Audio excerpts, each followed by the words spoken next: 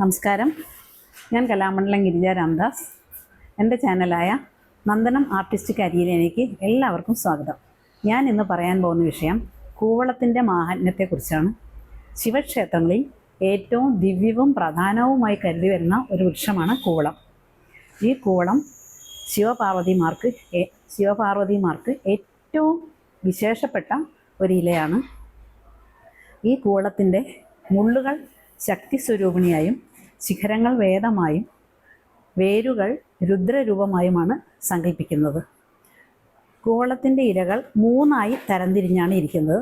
ഈ മൂന്നിനെയും കൂടി മഹാദേവൻ്റെ തൃക്കണ്ണായിട്ടാണ് ഭക്തന്മാർ സങ്കല്പിക്കുന്നത്. ജന്മപാപങ്ങൾ വരെ കഴുകിക്കളയാൻ ഉതകുന്ന ഒരു ഇലയാണ് കൂവളം എന്നാണ് ഭക്തർ കരുതുന്നത്. അതായത് കൂവളത്തിലേക്ക് ഒരു ദൈവത്തിൻ്റെ അദൃശ്യ സാന്നിധ്യം ഉണ്ടെന്നാണ് പറയപ്പെടുന്നത്.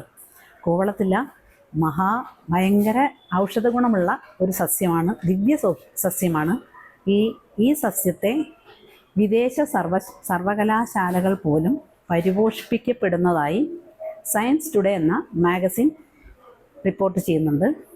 കൂവളം അതിസാരം, കഫം, പിത്തം, ക്ഷയം തുടങ്ങിയവയ്ക്കെല്ലാം അത്യുത്തമമാണെന്ന് പറയപ്പെടുന്നു. മാത്രമല്ല കൂവളത്തില പ്രമേഹം വരെ നശിപ്പിക്കുമെന്നും പറയുന്നു.